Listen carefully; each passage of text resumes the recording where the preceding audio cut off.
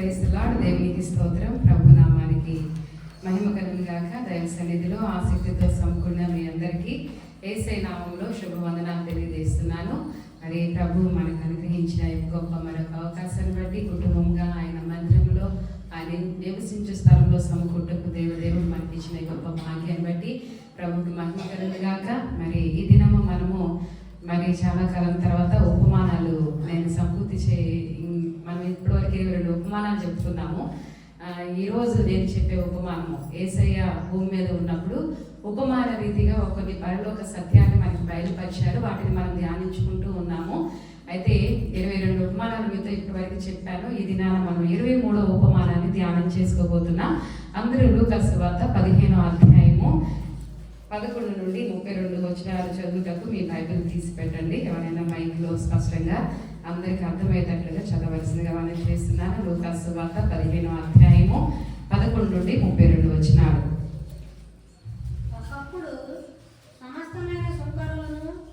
లూకాసు వార్త 15, 11 నుండి 32.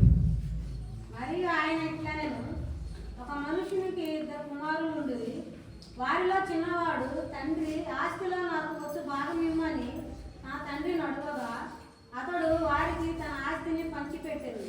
కొన్ని దినములైన తరువాత ఆ చిన్న కుమారుడు సమస్తమును సమకూర్చుకొని దూరదేశమునకు ప్రయాణమైపోయి అచ్చట తన ఆస్తిని దుర్వ్యాపారము వలన పాడు చేసెను. అదంతయు ఖర్చు చేసిన తర్వాత ఆ దేశమందు గొప్ప కరువు రాగా వాడు ఇబ్బంది పడసాగి వెళ్ళి ఆ దేశస్థులలో ఒకరి చెంత చేరెను. అతడు పందులను మేపుటకు తన పొలంలోనికి వారిని పంపెను. వాడు పందులు తిను పొట్టుతో తన కడుపు నింపుకొని ఆశపడను గాని ఎవడను వారికి ఏమీ ఇయ్యలేదు. అయితే బుద్ధి వచ్చినప్పుడు వాడు, నా తండ్రి యొద్ద ఎంతో మంది కూలివాండ్రకు అన్నము సమృద్ధిగా ఉన్నది, నేనైతే ఇక్కడ ఆకలికి చచ్చిపోతున్నాను. నేను లేచి నా తండ్రి యొద్దకు వెళ్ళి, తండ్రి, నేను పరలోకమునకు విరోధముగాను నీ ఎదుటను పాపము చేసి తిని ఇక మీదట నీ కుమారుడనని అనిపించుకొనుటకు యోగ్యుడను కాను. నన్ను నీ కూలివారిలో ఒకనిగా పెట్టుకొనమని అతనితో చెప్పుదుననుకొని లేచి తండ్రి యొద్దకు వచ్చెను. వాడు ఇంకా దూరంగా ఉన్నప్పుడు తండ్రి వానిని చూచి కనికరపడి పరిగెత్తి వాని మెడ మీద పడి ముద్దు పెట్టుకొనెను. అప్పుడు ఆ కుమారుడు అతనితో, తండ్రి, నేను పరలోకమునకు విరోధముగాను నీ ఎదుటను పాపము చేసి తిని ఇక మీదట నీ కుమారుడనని అనిపించుకొనుటకు యోగ్యుడను కానెను.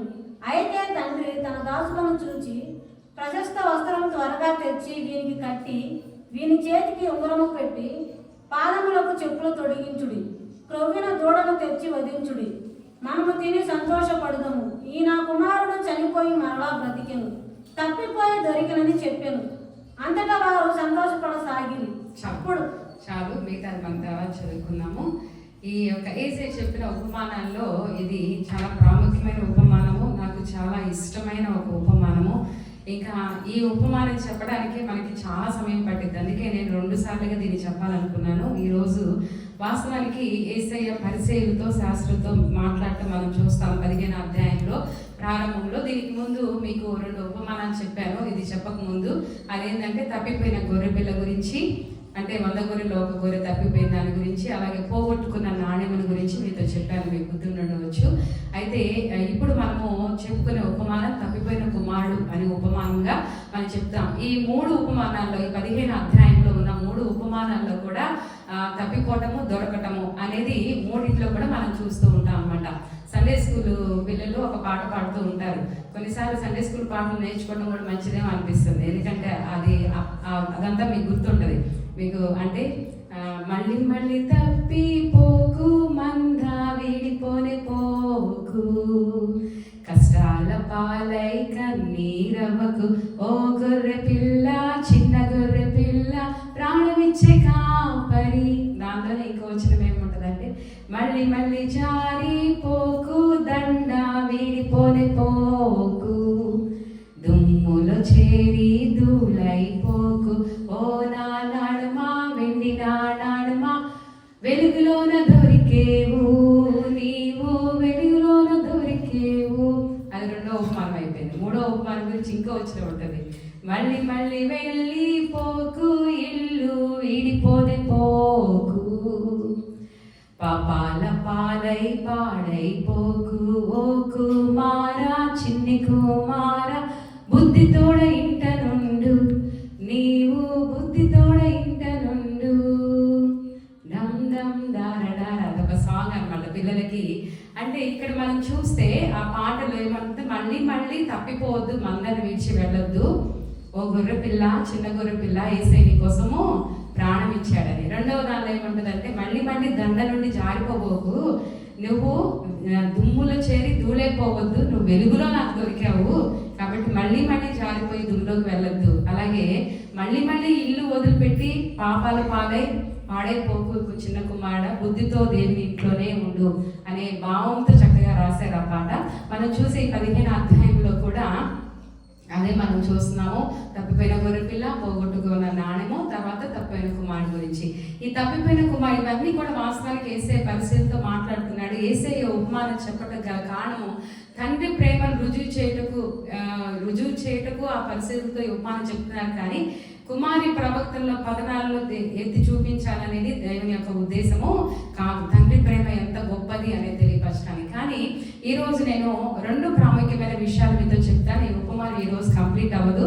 దీని గురించి నేను మళ్ళీ, ఎందుకంటే 2వ కుమారుని గురించి మరొకసారి నేను మీతో మాట్లాడాలని ఉద్దేశిస్తున్నాను. ప్రాముఖ్యంగా మనం గ్రహించాల్సిన విషయం ఏంటంటే ఈ ఉపమానంలో మనం ఏం చూస్తామంటే పరలోకపు తండ్రి ప్రేమ ఎంత గొప్పది, మానవులమైన మనము ఎంత తప్పిపోయిన వారంగా, అంటే ఎంత పాపులుగా ఉన్నామో, మానవుని యొక్క పాపం ఎంత విపరీతమైనది, దేవుని ప్రేమ ఎంత గొప్పది అనేది ఈ ఉపమానంలో మనం ప్రాముఖ్యంగా తెలుసుకుంటున్నాం. మొదటిగా మనము పరలోకపు తండ్రి యొక్క ప్రేమ ఎంత గొప్పది అని తెలుసుకునే ముందు ఈ యొక్క మానవుని యొక్క తప్పిదము పాపం ఏంటి మనం చూస్తే ఈ ఉపమానంలో మనం చదువుకున్న లేఖన భాగంలో చూస్తే తండ్రి అంటున్నాడు, చనిపోయి దొరికాడు, చనిపోయి బ్రతికాడు, తప్పిపోయి దొరికాడు అంటున్నాడు. ఇక్కడ మనం చూస్తే ఈ యొక్క కుమారుడు, ఈ స్టోరీ మీకు అర్థమైంది కదా. చదివిన వాక్య భాగంలో ఏముందంటే ఒక తండ్రి ఉన్నాడు, తండ్రికి 2 కుమారులు ఉన్నారు.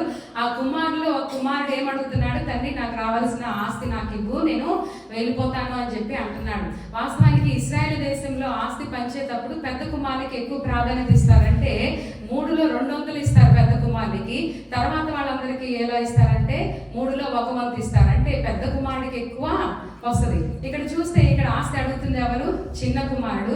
ఏమంటున్నాడంటే తండ్రి దగ్గరికి వచ్చి ఆస్తిలో నాకు ఇచ్చేసేయి, నేను వెళ్ళిపోతానని చెప్పేసి తండ్రికి విరోధమైన ఆలోచన చేసి తను తండ్రితో మాట్లాడి ఆస్తి తీసుకొని వెళ్ళిపోవటం మనం చూస్తాం. తన దూరదేశం వెళ్ళి దుర్వ్యాపారాలతో ఆస్తి అంతా పోగొట్టుకొని తర్వాత బికారి అయిన తర్వాత దౌర్భాగ్య స్థితి వచ్చిన తర్వాత తండ్రి ప్రేమను తెలుసుకొని తిరిగి రావడం ఈ కథలో మనం చదువుకున్నాం. చదవడానికి ఈజీగా ఉంది కానీ మనము చాలా లోతైన సత్యాలు ఇందులో ఉండడం మనం చూస్తాం. అంటే తన మనస్సాక్షిని చంపుకొని ఏం చేశాడంటే తండ్రిని తప్పించుకొని దూరంగా వెళ్ళిపోవాలనుకున్నాడు. ఎవరు? ఈ చిన్న కుమారుడు. మనం చూస్తే తండ్రితో ఉంటే ప్రశాంతత, పరిశుద్ధత, క్రమశిక్షణ, తన కోరికలు అనే కాళ్ళకి ఎలా ఉందంటే సంఖ్యలు వేసినట్లు ఉందన్నమాట. అక్కడ ఏంటంటే పరిశుద్ధత, ప్రేమ, సహవాసం ఇవన్నీ కూడా తన ఇష్టం వచ్చినట్లుగా జీవించడానికి అవకాశం లేని స్థితిలో కాళ్ళు కట్టేసినట్లు ఎంతో గొప్పతో ప్రేమించే ఆ ప్రేమమూర్తి అయిన ఆ తండ్రికి విరోధముగా మాట్లాడుతున్నాడు అనమాట. అంటే ఎంత బాధపడి ఉంటాడో ఆ తండ్రి, ఎంత బాధపడతాడనే ఆలోచన ఆ కుమారుడు చేయలేదన్నమాట. తండ్రి ఎలా ఆ కుమారుడికి ఉన్న ప్రవర్తన ఎంత విరోధమైందో, ఎంత అవమానకరంగా ఉందో అనేది ఈ కథలో మనం చూస్తాం అన్నమాట. నేడు దేవుని బిడ్డలమైన మనం కూడా ప్రేమ స్వరూపైన దేవుని పట్ల మన ప్రవర్తన ఎలా ఉంది అనేది దినాన మనం విచారించుకోవడం చాలా ప్రాముఖ్యం. ఈ కథలో మనం ఈ యొక్క ఉపమానంలో మనం చూసేది ఏంటంటే ఆ చిన్న కుమారుడు ఎన్ని విధాలుగా తండ్రిని ఆయాస పెట్టాడో మనం ఈ ఉపమానంలో తేటగా చూస్తాము. ఇంకోటి పరలోకంలో విరోధమైన పాపం అనే మాటను మనం చూస్తాం. అంటే ఈ ఉపమానంలో పరలోకం అంటే క్రైస్తవులు చేసే ఏ చిన్న తప్పైనా కూడా పరలోకానికి విరోధమైన పాపం అని కూడా ఈ ఉపమానంలో మనము తేటగా చూస్తాం అనమాట. అయితే మనం ఏ పరలోకం కొరకు ఎదురు చూస్తున్నామో ఆ దేవునికి విరోధంగా ప్రవర్తించడం అనేది ఎంత భయంకర భయంకరమైన పరిస్థితి అనేది మనం ఆలోచించాలి. అందుకే చిన్న కుమారుడు ఒప్పుకుంటున్నాడు. నేనేమంటున్నాడు, నేను తర్వాత మనం చూస్తే నీ ఎదుటను పరలోకానికి విరోధంగా పాపం చేశానని నీ కుమారుడు అనిపించుకోవడానికి యోగ్యుడు కాదు అంటున్నాడు. ఏమిటి తను చేసిన అంత గొప్ప పాపం ఏంటి, ఆ తండ్రికి తనకు విరోధంగా చేసింది అనే విషయాలు మనం తెలుసుకున్న తర్వాత తండ్రి ప్రేమ గురించి ఆలోచిద్దాం. దేవునికి విరోధంగా ఏం చేశాడు, మనము ఆ స్థానంలో ఎక్కడైనా ఉన్నామా అనేది దేవుని వాక్యం చెప్తున్నప్పుడు మీరు కూడా పరిశీలన చేసుకోవాల్సిందిగా మనం చేస్తున్నాను. మొట్టమొదటిగా తను చేసిన పాపం ఏంటంటే చూడండి, 12వ వచనంలో అంటున్నాడు. ఏమంటాడంటే వారితో, చిన్న కుమారు తండ్రి ఆస్తిలో నాకు వచ్చు భాగం ఇమ్మని తన తండ్రిని అడగగా, ఆస్తిలో నాకు వచ్చు భాగం నాకు ఇవ్వు. ఇదేంటంటే తండ్రికి విరోధమైన కోరిక. ఏం కోరిక అండి? తండ్రికి విరోధమైన కోరిక. ఏమడుగుతున్నాడు? ఆస్తిలో నా భాగాన్ని నాకు ఇచ్చే. తండ్రి అంటే ఇంకా ఇండైరెక్ట్ గా ఏం చెప్తున్నానంటే, తండ్రి నువ్వు నాకు వద్దు, నీ ఆస్తి నాకు కావాలి. అర్థమవుతుందా? నాడు ఈ రోజు క్రైస్తవులు కూడా చాలా మంది ఇదే స్వభావంతో ఎక్కువగా ప్రబలం ఉండటం మనం చూస్తాం. ఎలా అంటే దేవుడు వద్దు కానీ దేవుని దీవెనలు కావాలనే తత్వము మనుషుల్లో ఎక్కువగా ఉంది. దేవా నువ్వు మాత్రం నాకు వద్దు, కానీ ఏం కావాలి? నీవిచ్చే దీవెనలు నాకు కావాలి. అంటే దేవుని సంఘము, దేవుని వాక్యము, దేవుడిచ్చే కట్టడలు, దేవునికి మహిమకరంగా జీవించడము, సత్ప్రవర్తన కలిగి సంఘానికి కట్టుబడి జీవించడము, వీటన్నిటికీ మాత్రం ఏముంటుంది చెప్పండి? ఇలా జీవించడానికి వాళ్ళకి ఆసక్తి ఉండదు. క్రమంగా దేవుని సన్నిధి రావడానికి, దేవుని ఆజ్ఞలను అనుసరించడానికి, దైవ స్వరూపంలో మార్చబడడానికి, సహవాసంలో సమకూడి ఉండడానికి, ఆసక్తి కలిగి ఆరాధన చేయడానికి, ఆసక్తి కలిగి ప్రార్థన చేయడానికి, వీటన్నిటికీ ఏముండదు, ఏ మాత్రం కూడా ఆశ ఉండదు. కానీ ఏం కావాలి? దేవుని దీవెన దగ్గరికి వస్తే దేవుని దీవెనే కావాలి. ఇలాంటి క్రైస్తవులే మనం చూస్తున్నాము. వీళ్ళు ఎలాంటి వాళ్ళు అంటే తప్పిపోయిన వాళ్ళ కిందే లెక్క. వాళ్ళు దేవుని బిడ్డలని భ్రమలో బ్రతుకుతున్నారు, కానీ వాళ్ళు దేవుని దగ్గర నుండి దూరంగా ఉన్న వాళ్ళ లెక్క అవుతుంది. చూడండి, చాలా మంది క్రైస్తవులు ఆదివారం ఏం చేసుకుంటారు, మేము ప్రారంభంలో ఇక్కడ పరిచర్య చేసేటప్పుడు ఆదివారం వస్తే పొద్దున్నే ఆదివారమే అండి ఇల్లు కట్టుకుంటున్నాం, వచ్చి ప్రార్థన చేయరా, ఇంక వేరే రోజు దొరకలే. ఏ రోజు ఇంటి పైకప్పు తీస్తున్నాము, ప్రార్థన చేయండి. ప్రార్థనకు మాత్రం వారు రారు, కానీ ఏం కావాలంట? దేవుని దీవెనలు కావాలంట. ఆలోచన చేయండి. ఆదివారమే ఏం చేస్తారు? పెళ్లి చూపులకు వెళ్తున్నామండి, ఈ రోజు సమయం దొరికింది, మరి పాస్టర్ గారు ప్రార్థనలు కావాలి. పెళ్లి చూపులకు ఏ రోజు వెళ్తారంట? దేవుని సమయాన్ని దొంగిలించుకొని వెళ్తారంట. దేవుడు దీవిస్తాడా? ఇట్లా చాలా. ఆదివారమే పిల్లల హాస్టల్లో ఉంటే ఆ రోజే వెళ్ళి చూడాలి, ఈరోజు చర్చికి రావడం కుదరదండి, కానీ మా పిల్లలకి మంచి జ్ఞానం కావాలి, మంచి తెలివి కావాలి, ఆరోగ్యం కావాలని ప్రార్థన చేయండి. అంటే వీళ్ళు ఎవరు? ఆలోచన చేయండి. దేవుని దీవెనలు కావాలి, ఎవరొద్దు? దేవుడు మాత్రం వద్దు అనే ఆలోచన అనమాట. అంటే సంఘంలో ఉజ్జీవ సభలు జరుగుతూ ఉంటే మంచి మనము ఎంతో ఖర్చు పెట్టి ఉజ్జీవ సభలు ఏర్పాటు చేసుకుంటే ఆ రోజుల్లోనే పిక్నిక్కి వెళ్తారు, షికారులకు వెళ్తారు. ఏం చేయాలి? వాళ్ళు వచ్చిన తర్వాత వాళ్ళ ప్రయాణాల కొరకు మళ్ళీ ఏం చేయాలి? ప్రార్థన చేయాలి. అలా ఉన్నారా లేదా చెప్పండి? క్రైస్తవులు ఉన్నారా లేదా? ఇలా మనం చూస్తాం. అంటే ఇలాంటి వీరు ఎలాంటి వారంటే, తండ్రి నీ దీవెలన్నీ నాకు కావాలి, నీ ఆస్తి నాకు కావాలి, నీ ఆశీర్వాదాలు నాకు కావాలి, నువ్వు మాత్రం నాకు వద్దు, నువ్వు పక్కనుండు, నేను జీవించాలి, ఎలా జీవిస్తాను అలా జీవిస్తాను, నువ్వు కావాల్సి నాకు ఇవ్వు అనే స్వభావంతో జీవించాను. ఇది తండ్రికి విరోధమైన కోరిక కాదా? ఇలాంటి తండ్రికి విరోధమైన కోరిక కలిగిన వారు క్రైస్తవులో ఉన్నారా లేదా?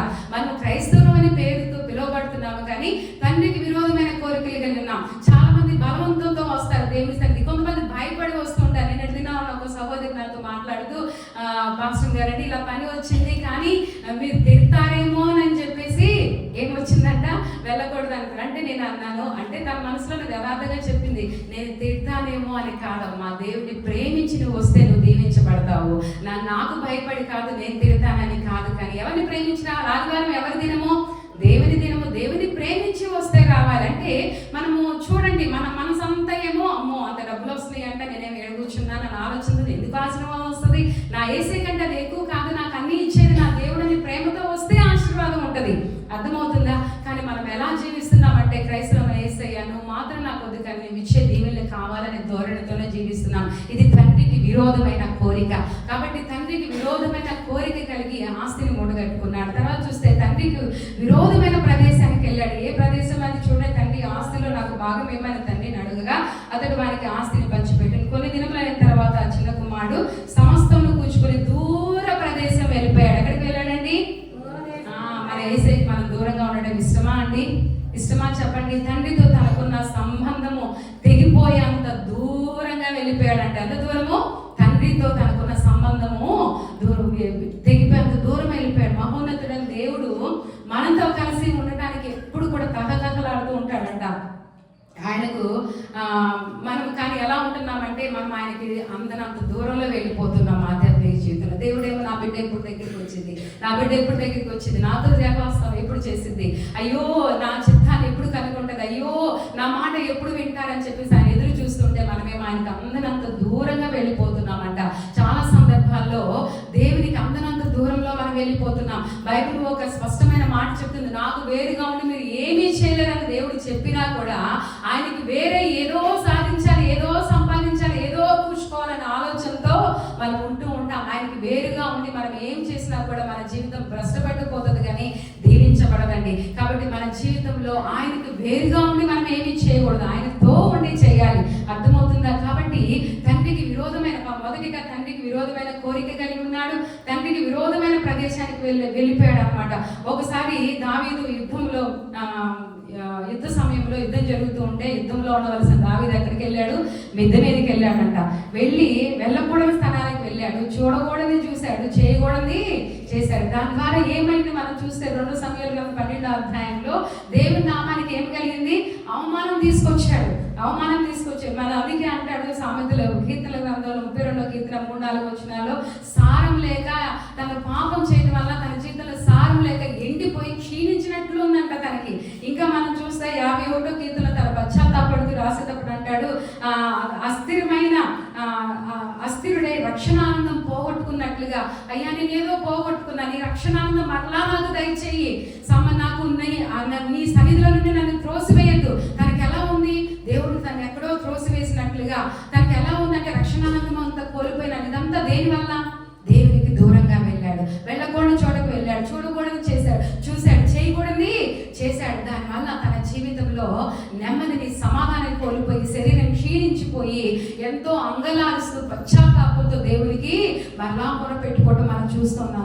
దేవునికి అంటే మనము 139వ కీర్తనలో చూస్తే దేవునికి మనకి ఎంత శ్రద్ధ ఉందంటే మనం ఎక్కడికి వెళ్ళినా ఆయనకి తెలుసు. మన అగలాలను మనం కూర్చుంటా, నిల్చుంటా, పడుకుంటా, తినడం, మాట్లాడటం అన్నీ కూడా ఆయన దృష్టిస్తున్నాడని మనం చూస్తాము. కాబట్టి మనం చూస్తే దేవునికి దూరమై మధురమైన జీవితాన్ని మారాగా చేసుకుంది ఎవరు?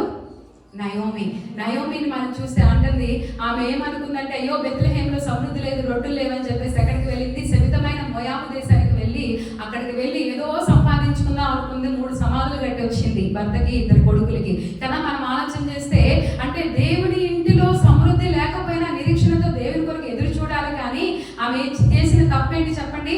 శమితమైన ప్రాంతానికి వెళ్ళి కూడగట్టుకోవాలనుకుంది కానీ కోల్పోయింది. ఆమె బంగ్లాలు సంపాదించుకోవాలనుకుంది, ఆస్తిపాస్తులు సంపాదించుకోవాలని ఆశపడింది. కానీ ఏం జరిగింది చెప్పండి? సమాధుల్ని కట్టి రావాల్సి వచ్చింది. కానీ తన రియలైజ్ అయ్యి పశ్చాత్తాపడింది కాబట్టి దేవుని కనికరించి తన కోడలు వారు ఆశీర్వదించాడు అనుకోండి, అది వేరే విషయం. మన జీవితంలో దేవునికి దూరంగా వెళ్ళిపోయి తమ జీవితాలను వినాశనం తెచ్చుకున్న వారు ఎంతో మందిని మనం బైబిల్లో చూస్తూ ఉంటాం. కాబట్టి మనం దేవునికి దూరమై దేవునికి వేరుగా ఉండి మన జీవితంలో మనం ఎన్నడూ కూడా ఫలించలేమన్నమాట. దేవునికి విరోధమైన ప్రదేశాల్లో అడుగు పెట్టకూడదు. ఆ దేవునికి విరోధమైన ప్రదేశాలు అడుగు పెట్టడానికి మనం ఎన్నడూ కూడా ఏం చేయకూడదు? సాహసించకూడదు, దయించకూడదు. అది మనల్ని దేనికి గురి చేస్తుందంటే కీడుకే గురి చేస్తుంది అనమాట. మన ప్రభువు నుండి అంటే మన ప్రభువు మనతో ఉండలేని ఏ స్థలంలోనైనా మనం ఏం చేయకూడదు? ఉండకూడదు. పలానా స్థలంలో నా యేసయ్య ఉండడు, ఇక్కడ నేను ఉంటే ఆయనకి ఇష్టం లేదనుకుంటే ఆ స్థలంలో నేను ఉండకూడదు. నేను చెప్తున్నాను, మరలా సమయం వచ్చింది కాబట్టి నేను ఎవరిని ఉద్దేశించి చెప్పట్లేదు. కానీ నువ్వు తిరుపతి గుడి వెళ్ళినా ఒకటే, గుణదల వెళ్ళినా ఒకటే, సిగ్గుపడాల్సిన విషయంలో అతిశయపడుతున్నావు. చాలా సార్లు విగ్రహాలదంతటి తిరుగుతున్నావు. నువ్వు దేవుని కంటే దేన్ని ఎక్కువగా ప్రేమించినా, ఎక్కడికి వెళ్ళినా, దేవునికి ఇష్టం లేని ప్రదేశాలకు వెళ్ళినా, దేవునికి ఇష్టం లేని చోట నువ్వు కూర్చున్నా, దేవునికి ఇష్టం లేని కార్యాలు నువ్వు చేస్తున్నా, నువ్వు దేవునికి ఎక్కడున్నావని చెప్పండి? దూరంగా ఉన్నావని. దేవుని ప్రేమిస్తే, దేవుని లేఖనాన్ని అర్థం చేసుకుంటే, దేవుని వాక్య వెలుగులో నీ కళ్ళు తెరవబడితే దేవునికి ఇష్టమైన స్థలంలోనే ఉంటావు, దేవునికి ఇష్టమైన ప్రజలతోనే ఉంటావు, దేవునికి ఘనత తెచ్చే వారితోనే నువ్వు ఉంటావు అనమాట. కాబట్టి మన ప్రభువుకు మన ప్రభువు మనతో ఉండలేని ఏ స్థలంలో కూడా మనము ఉండకూడదు. అర్థమవుతుందా అండి? ఆ కుమారుడు తండ్రికి అందుబాటులో లేనంత దూరం వెళ్ళిపోయాడు అనమాట. ఎంతో ఉత్సాహంతో వెళ్ళాడు, ఎంతో ఆశలతో వెళ్ళాడు. చివరికి తన బ్రతుకు ఏమైపోయింది చెప్పండి? పందుల పాలైపోయింది. అలాంటి పరిస్థితి ఏర్పడుతుంది. కాబట్టి మనము దేవునికి ఇష్టమైన ప్రదేశంలోనే ఉంటున్నామా? మీ మీకు 2 విషయాలు చెప్పాను. ఒకటి, దేవునికి ఇష్టమైన కోరికల్లోనే మనం కలిగి ఉంటున్నామా, దేవునికి ఇష్టమైన ప్రదేశంలోనే మనం ఉంటున్నామా ఆలోచన చేయండి. దేవునికి విరోధమైన కోరికలు మనకుంటే, దేవునికి విరోధమైన ప్రదేశాల్లో మనం ఉంటే మనకి ఎన్నడూ ఆశీర్వాదం రాదు. కానీ ఏమొస్తుంది చెప్పండి? దుఃఖము, కన్నీరు, వేదనే మిగులుతుందన్న విషయాన్ని మనం మర్చిపోవద్దు. మనం చూస్తే తండ్రికి విరోధమైన జీవితాన్ని జీవిస్తున్నాడు. ఏంటి చెప్పండి? మొదటిగా తండ్రికి విరోధమైన కోరిక కలిగి ఉన్నాడు. రెండోదిగా తండ్రికి తండ్రికి ఇష్టం లేని ప్రదేశంలో ఉన్నాడు. తండ్రికి విరోధమైన ప్రదేశంలో ఉన్నాడు. మూడవదిగా తండ్రికి విరోధమైన జీవితాన్ని జీవించాడు. తండ్రికి మనము దేవుని తండ్రి అని పిలిచేటప్పుడు ఆయనకి ఇష్టమైన ప్రజలుగా ఆయన స్వరూపంలో జీవించాలి. కానీ ఆయన విరోధమైన జీవితం జీవిస్తూ ఆయన బిడ్డలమైన చెప్పుకోవడానికి మనకి అర్హత, యోగ్యత మనకి లేదండి. దుర్వ్యాపారం మనం చూడండి, అక్కడ ఏమనుంది వచనంలో మనం చూస్తే 13వ వచనం చూడండి. కొన్ని దినములైన తర్వాత చిన్న కుమారుడు సమస్తమును కూర్చుకొని దూరదేశం ప్రయాణపోయి అచ్చట తన ఆస్తిని దుర్వ్యాపారం వల్ల పాడు చేసుకొనెను. దేని వల్ల అంటండి? దుర్వ్యాపారం. దుర్వ్యాపారం అంటే ఏంటి? తండ్రికి విరోధమైన అచ్చట తన ఆస్తిని దుర్వ్యాపారం వల్ల పాడు చేసుకున్నట్టు. దుర్వ్యాపారం అంటే ఏంటంటే దుష్ట స్వభావం. ఏంటి చెప్పండి? దుర్వ్యసనాలు. చెప్పాలంటే దుర్వ్యాపారం అంటే దుర్వ్యసనాలు, చెడ్డ వ్యసనాలు. మనము 1 పేతురు పత్రిక 4వ అధ్యాయం 3-4 వచనాలు ఒకసారి చదవండి. 1 పేతురు పత్రిక 4వ అధ్యాయము 3-4 వచనాలు మనం చదువుకుందాము. 1 పేతురు 4:3-4 వచనాలు. మనము పోకిరి చేష్టలు, మనం పోకిరి చేష్టలు, దురాశలు, మద్యపానము, అల్లరితో కూడిన ఆటపాటలు, తాగుబోతుల విందులు, చేయదగని విగ్రహ పూజలు మొదలైన వాటి యందు నడుచుకొనుచు అంతకు ముందైతే ఇవన్నీ చేశాము. తాగుబోతుల విందులు, పోకిరి చేష్టాలు, ఏం చెప్పండి? ఇంకా ఏంటి? విగ్రహారాధన, దేవునికి విరోధమైన ప్రజలతో మనం జీవించాం. కానీ ఇప్పుడు అవి మనకు తగుతుందా? అవి మనకు తగునా? కానీ తగవు. అదే కొలసీ పత్రికలో చూస్తున్నాం. మనము వాటన్నిటిని ఏం చేశామో విసర్జించాము. విసర్జించిన వాటి వైపు తిరిగేది ఏదంట? కాబట్టి మనం అలా ఉండకూడదు. వాటన్నింటిని మనం విసర్జించాం. కాబట్టి ఇక్కడ ఈ వ్యక్తి మనం చూస్తే ఎఫెసీ పత్రిక 5వ అధ్యాయం 18వ వచనంలో మద్యముతో మత్తులై ఉండదు కానీ ఆత్మపూర్ణులై ఉండండి అంటున్నాడు. కాబట్టి మనం మత్తులుగా ఉండకూడదు, పాపపు ప్రజలుగా ఉండకూడదు, దేవునికి ఇష్టం లేని కార్యాలు చేసేవారుగా మనం ఉండకూడదు. దుర్వ్యసనాలు, దుర్వ్యాపారం అంటే దుర్వ్యసనాలు. దేవుని ఎరిగి కూడా, దేవుని అంగీకరించి కూడా, దేవుని బిడ్డలు మనం చెప్పుకుంటూ కూడా దుర్వ్యసనాలు వదులుకోకుండా పాపపు రహస్యంగా పాపపు జీవితాన్ని బ్రతికేవారు లేరా? క్రైస్తవులను చెప్పుకుంటూ తమను భ్రమపరుచుకునేవారు లేరా? ప్రియమైన దేవుని బిడ్డ, దేవునికి అన్ని తెలుసండి. నువ్వు మనుషుల కళ్ళు కప్పొచ్చేమో, ఎవరికి తెలియకుండా నువ్వేమన్నా చేయొచ్చేమో, కానీ మన దేవుడు అగ్ని జ్వాలల వంటి కన్నులు కలిగిన వాడు. ఆయన సమస్తమును దృష్టిస్తున్నాడు. ఆయన ఆకాశం నుండి మంచివారిని, చెడ్డవారిని అందరూ కూడా దృష్టిస్తూ ఉన్నాడు అనమాట. కాబట్టి తండ్రికి విరోధమైన జీవితము మనం మార్చుకోకపోతే మనం ఆయన బిడ్డలని చెప్పుకోవడానికి యోగ్యత ఏమో ఉంది. మన దేవుని బిడ్డలను పిలువబడినప్పుడు మనలో మారు మనసు ఉండాలి, పశ్చాత్తాపం ఉండాలి, దైవ లక్షణాలు ఉండాలి, దైవ స్వభావం, దైవ రూపం మనలో కనబడాలి. అలా కనబడకుండా పాత జీవితమే, పాత బ్రతికే మనలో కనబడుతూ ఉంటే మనం ఎవరిని మోసం చేస్తున్నాడు? మోసపోదు. దేవుడు వెక్కిరించబడు, మనుషుడే మిద్దుతాడు, అదే కోసుకుంటాడని దేవుని వాక్యం సెలవిస్తుంది. ప్రియమైన దేవుని బిడ్డలారా, తండ్రికి విరోధమైన జీవితం జీవించాడంట. మన సొత్తు కాదు. కాబట్టి మన దేవుడు ఏం చెప్తున్నాడంటే, మీరు మీ సొత్తు కాదు, నేను విలువ పెట్టి కొన్నానని చెప్తున్నాడు. ఆయన రక్తం ఇచ్చి, ఆ అమూల్యమైన అంటే వెండి బంగారాల కంటే విలువైన తన రక్తాన్ని ఇచ్చి మనల్ని కొని తన సొత్తైన ప్రజలుగా, అంటే తన సంపద, మన సంపద కాదు. నేను ఎవరి సొత్తు? నేను నా సొత్తు అనుకుని బ్రతికితే మన క్రైస్తవులం కాదు. నేను ఎవరి సొత్తు? నా యేసయ్య సొత్తు అని బ్రతకాలి. కానీ చాలా మంది క్రైస్తవులు కూడా ఈ దినాలు ఎలా ఉంటారంటే, నా జీవితం నా ఇష్టం, నా కష్టార్జితం నా డబ్బు నా ఇష్టం, నా కష్టార్జితం నా ఇష్టం, నా కాళ్ళు నా ఇష్టం, నా నోరు నా ఇష్టం అనే ధోరణిలో జీవించే క్రైస్తవులు లేరా అండి? ఏంటంటే, నేను కష్టపడుతున్నాను, నా డబ్బు నేను వాడుకుంటున్నాను, నేను ఎవరికి లెక్క చెప్ప అవసరం లేదు. క్రైస్తవుడైన ప్రతి ఒక్కడు కూడా లెక్క చెప్పవలసినట్లుగానే బ్రతకాలండి. కాబట్టి మన జీవితంలో అంటే నా జీవితం నా ఇష్టం అని అనడానికి మనకు అర్హత లేదు. ఇది మన జీవితం కాదు. మన జీవం క్రీస్తుతో కూడా దాచబడి ఉంది. మనం ఆయన సొత్తు, ఆయన విలువ పెట్టి మనం కొనుక్కున్నాడన్న ఆలోచన ఉంటే మనం ఎన్నడూ కూడా మన సొంత పెత్తనాలు చేయము. మన సొంత ఇష్టం వచ్చినట్లుగా, మనకు మనసు నచ్చినట్లుగా మనము బ్రతకము. ఈ కుమారుడు తండ్రికి విరోధమైన జీవితం చేయించాడంట. ఆయనకి ఇష్టం లేదు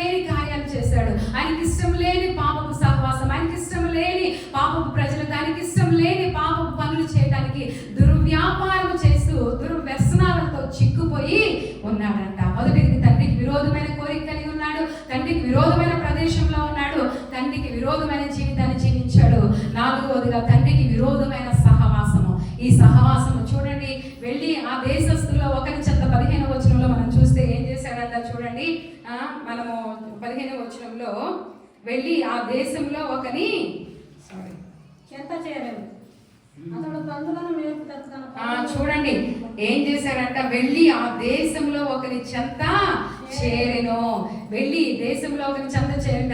ఏ దేశము తండ్రి నుండి అతన్ని దూరం చేసిందో ఆ దేశంలో ఒకరు ఉండడమే కాకుండా ఆ దేశంలో తాను పూర్తిగా నష్టపోయాడో, ఏ దేశంలో కరువు ఏర్పడిందో, అదే దేశంలో ఏం చేశాడంట, ఒకరి చెంత చేరాడంట. ఏ దేశం తండ్రి నుండి దూరం చేసిందో, ఏ దేశం అతను పూర్తిగా నష్టపోయేటట్లు చేసిందో, ఏ దేశం అతని తీరని కరువు ఏర్పడేటట్లు చేసిందో అదే దేశంలో ఒకరి చెంతకెళ్ళి చేరాడంట. ఇంత నష్టపోయినా కూడా ఏం చేశాడు, అదే దేశంలో తన కష్టం వచ్చినప్పుడు, తన సమస్తం కోల్పోయినప్పుడు అప్పుడైనా బుద్ధి తెచ్చుకోకుండా ఏం చేశాడు, ఆ దేశంలో ఉన్న ఒక వ్యక్తి అంత చేరాడంట. అతని అన్ని విధాలుగా తనకు ఆదుకునే వ్యక్తిగా అనిపించాడు అనమాట. అంటే అనుకూలమైన వ్యక్తిగా కనపడ్డాడు అనమాట. వెనక వైపు కానీ తన వెనక ఉన్న పందుల సంగతి ఈయనకి తెలియదు. ఆయన ఆయన వెనక ఉన్న పందుల జీవితం గురించి ఈ వ్యక్తికి, ఈ చిన్న కుమారుడికి తెలియకపోయింది. వెళ్ళి ఆయన ఆశ్రయించాడు. అదే దేశంలోనే కదా తండ్రికి, ఆ దేశం వల్లే కదా తండ్రికి దూరం అయ్యాడు, అక్కడ సహవాసం వల్లే కదా తండ్రికి దూరం అయిపోయాడు, అక్కడే కదా కరువు వచ్చి నష్టపోయాడు, అక్కడే కదా తన ఆస్తి అంతా పోగొట్టుకున్నాడు. అయినా అదే దేశంలో ఒకరి చెంత చేరాడంట. మనం కూడా ఏ లోకం నుండి ప్రత్యేకించి పిలువబడ్డామో, ఏ సహవాసం నుండి దూరపరచబడి దేవుని చేత ఏర్పరచబడి దేవుని సంఘంలో ఉన్నామో, ఇవన్నీ మర్చిపోయి కష్టం వస్తే నష్టం వస్తే దేవుని మాట కంటే బయట ఉన్న లోకస్తుల మాటకి ఎక్కువ ప్రాధాన్యత ఇచ్చి నష్టపోయే వాళ్ళు లేరా? దేవునికి దూరం అయ్యే వాళ్ళు లేరా? దేవుని మాట అంటే లెక్కలేదు, దేవుని సేవకులు అంటే, దేవుని వాక్యం అంటే దేవుని వాక్యానికి ప్రాధాన్యత ఇవ్వకుండా, దేవుని మాటకు ప్రాధాన్యత ఇవ్వకుండా బయట ఎవరో ఏదో చెప్పారని, లోకస్తులు ఏదో చెప్పారని ఎంత ప్రార్థన చేసినా పోనది, ఎంత నువ్వు కష్టపడినా పోనది. ప్రజలు చెప్పిన మాట ఎక్కడ చెప్పారు అక్కడ తీసుకెళ్ళిపోతారు. ప్రజలు ఏం కట్టమంటే అది కడతారు. ఇది తప్పు కాదా? అంటే తండ్రి యొక్క గొప్పతనాన్ని తక్కువ అంచనా చేయట్లేదా? తండ్రి యొక్క సామర్థ్యాన్ని తక్కువ చేయట్లేదా? మన దేవునికి అసాధ్యమైనది ఏదో ఉన్నదా? ఆయన చేయలేని పని చేసేవాళ్ళు ఈ లోకంలో ఎవరు ఉన్నారా? నాకు అర్థం కాదు అసలు. దేవుడు చేయలేని కార్యం చేయగలిగేది ఈ లోకంలో ఏదన్నా ఉందా? మీకు తెలుసా? తాయితులు చేస్తాయండి, మంత్రాలు చేస్తాయా, లేకపోతే మనుషులు చేస్తారా? మన నమ్మకం ఎలా ఉంది చూడండి. ఎక్కడి నుండి ప్రత్యేకించబడి వచ్చామో అదే వ్యక్తులను సంప్రదిస్తున్నాం. మనకి ఎన్నోసార్లు పాస్టర్ గారు చెప్పినట్లుగా ప్రతిరోజు దేవుడు మనతో సంభాషిస్తూ ఉంటాడు. ఆదామవ్వలతో ఎంతో సంతోషంగా సహజీవనం చేస్తున్న వారు ఒక్కసారి సాతాను చెప్తే ఏమైపోయింది, ఎంతో ఆకర్షితులైపోయి సాతాను మాటకు విధేయత చూపించినట్లుగానే మనం బ్రతుకుతున్నామండి. ఆలోచించేయండి. ఇంత నష్టపోయిన తర్వాత, ఇంత పవిత్రతను పోగొట్టుకుని మళ్ళా దేవుని సంఘంలో వచ్చిన వ్యక్తి ఎలా మళ్ళా అక్కడే ఉన్న వారిని ఆశ్రయిస్తున్నాడు? మనం కూడా ఇదే తప్పులు చేయట్లేదా? ఎందుకు ఈ విషయాలు ఆలోచించండి. చూడండి, మనం అనుకుంటాము ఆ తప్పుపైన కుమారుడు ఏదో పాపం చేశాడు, ఘోరమైన పాపం చేశాడు, అందుకే దేవుడు అతను. మనం చేస్తున్న తప్పులేనండి ఇవి. తండ్రికి విరోధమైన కోరికలు మనకి లేవా? తండ్రికి విరోధమైన ప్రదేశాల్లో మనము జీవించట్లేదా? తండ్రికి విరోధమైన సహవాసం మనం చేయట్లేదా? తండ్రికి విరోధమైన జీవితాన్ని మనం జీవించట్లేదా? మన క్రియల్లో, మన మాటల్లో, ప్రవర్తనలో ఏదో బయట వాళ్ళకి కాదు ఈ వాక్యం. మనం ఆలోచించేయాలి, మనం ఆలోచించాలి. రాత్రి కూడా నేను ఈ వాక్యం చదువుతున్నప్పుడు చాలా దుఃఖము. ఎందుకో అంటే బాధ. ఒక్కొక్క వచనాలు చదువుతూ ఉంటే, ఆలోచింపు చేస్తూ ఉంటే నాకు పాత యేసయ్య చెప్పిన మరొక ఉపమానం గుర్తొచ్చింది. ఒక పెండ్లి విందు ఏర్పాటు చేసే విందు ప్రధాని పిలువబడిన వారిని, గొప్పవారిని అందరిని పిలిస్తే ఒక్కరు కూడా రాలేదంట. ఒక్కొక్కరు సాకులు చెప్తే ఆ విందు ప్రధాని లాస్ట్కి ఏం చేశాడు, వెళ్ళి వీధిలో ఉన్న వారిని, అక్కడక్కడ రాజమార్గంలో ఉన్న వాళ్ళని, ఎవరిని కానీ గుడ్డోళ్ళు ఎవరు కనపడితే వాళ్ళని తీసుకురండి. యేసయ్య కూడా ఒక సందర్భంలో ఒక సైన్యాధిపతిని చూసి అంటాడు, తనలో ఉన్న విశ్వాసాన్ని చూసి అంటాడు, ఇశ్రాయేలు ఇంటి వారిలో కూడా నేను విశ్వాసం చూడలేదని చెప్పి, ఇదిగో అబ్రహాం అనేకులు తూర్పు నుండి పరమటి నుండి వచ్చి ఎక్కడ ఉంటారంట, దేవుని రాజ్యంలో ఉంటే, ఎవరు దేవుని రాజ్యంలో ఉంటారో వారు ఎక్కడ ఉన్నారంట, బయట వెలుపట్టు చీకటిలో అగాధంలో ఉంటున్నారంట. ప్రియమైన దేవుని బిడ్డలారా, మనం లోపల ఉన్నాము అనుకుంటున్నాము, కానీ మన మనసులో నిజంగా లోపల ఉన్నాయా? మనం రాజ్య సంబంధులుగానే బ్రతుకుతున్నామా? వెలుపట్టి అంధకార క్రియలు చేసే పాపపు వారిలాగా మనం బ్రతుకుతున్నామా? లోకానికి మనకి ఒక వ్యత్యాసం ఉండాలి కదా, ఒక ప్రత్యేకత ఉండాలి కదా, ఒక పరిశుద్ధత ఉండాలి కదా, ఒక మార్పు ఉండాలి కదా. అది కనబడినప్పుడు మనం దేవుని బిడ్డలని చెప్పుకోవడానికి ఏ ఆనందం మనకు అర్థమవుతుందా అండి? ఆలోచించండి. తండ్రికి విరోధమైన సహవాసము, దేవునికి ఇష్టం లేని సహవాసము. చూడండి, నీవెవరు, నీ ఫ్రెండ్ ఎవరో చెప్పు, నువ్వెవరో నేను చెప్తానంటారు. కాబట్టి మనం ఎవరితో సహవాసం చేస్తాం? మనకు ఆదివారం ఒక్కరోజు వచ్చి మందిరంలో కూర్చుంటే సరిపోదు. నీ సహవాసం ఎవరితో ఉంది? మనం ఇతరులను ప్రభావితం చేసేవారిగా ఉండాలి, కానీ ఇతరుల చేత ప్రభావితం చేయబడే దౌర్భాగ్య పరిస్థితి మనకు ఉండకూడదు. నువ్వు క్రైస్తవుడు అయితే నీ వెలుగు ఇతరులకు వెలుగునిచ్చేదిగా ఉండాలి, కానీ లోకస్తుల యొక్క చీకటి నీ వెలుగును ఆర్పేటట్లుగా ఉండకూడదు. మనం ఎలా బ్రతుకుతున్నాం? ఆదివారం ఒక్కరోజు కూర్చొని ప్రభా నీకు వందనాలు, నీకు భయపడి వచ్చాను, నేను ప్రేమించి వచ్చానంటే చెప్తే ఆయన వెర్రివాడు కాదు నీ మాటలు వినడానికి. నువ్వు ఎలా ప్రవర్తిస్తున్నావో, ఎలా జీవిస్తున్నావో, ఎవరితో సహవాసం చేస్తున్నావో, ఎలాంటి కోరికలు కలిగి ఉన్నావో, ఎలాంటి ప్రదేశాల్లో ఉన్నావో, ఎలాంటి జీవితం జీవిస్తున్నావో సమస్తం ఎరిగిన వాడు మన యేసయ్య. కాబట్టి ఆలోచించండి. తండ్రికి విరోధమైన సహవాసం చేశాడు. అదే పరిస్థితిలో తనకి ఎలా ఉందంటే, తనకి అది తప్పితే వేరే గత్యంతరం లేదన్నట్లుందా. వెళ్ళి అతన్ని ఆశ్రయించాడంట. తన వెనుక ఉన్న పందుల గురించి అతనికి తెలియకపోయింది. తర్వాత కూడా అతడు విడుదల పొందాలన్నా కూడా వేరే గత్యంతరం లేక ఆడేపడి ఉన్నాడు అనమాట. ఆలోచించేయండి. మన పాపం అలాగే బంధిస్తుంది అనమాట. మనము తెలిసి లోపలికి వెళ్తాం. అది ఎంత ఇస్తుందంటే ఒడ్లు వలె మన బంధకాల్లో పెట్టేస్తుంది అనమాట. కాబట్టి మనం వెళ్లకుండా ఉండటమే ప్రాముఖ్యం, కానీ వెళ్ళిన తర్వాత విడిపించబడటం అనేది చాలా కష్టతరమైన విషయం అని మనం గ్రహించి జాగ్రత్తగా మలుచుకోవడం చాలా ప్రాముఖ్యము. క్రైస్తవులు అంటే దేవుని వాక్యం చెప్తుంది, క్రైస్తవులు అంటే దేవుని సొత్తైన ప్రజలు. మనం 1వ అన్ని రిఫరెన్సులు తీసే సమయం పడుతుంది, కానీ 1వ పేతురు పత్రిక 2:9 ఏమంది? మనకు ప్రత్యేకింపబడిన జనవాంగం, రాజులైన యాజక వంశంలో చేర్చబడిన వారు అని దేవుని చెప్తుంది. మరి ఆ ప్రత్యేకత మనలో ఉందా?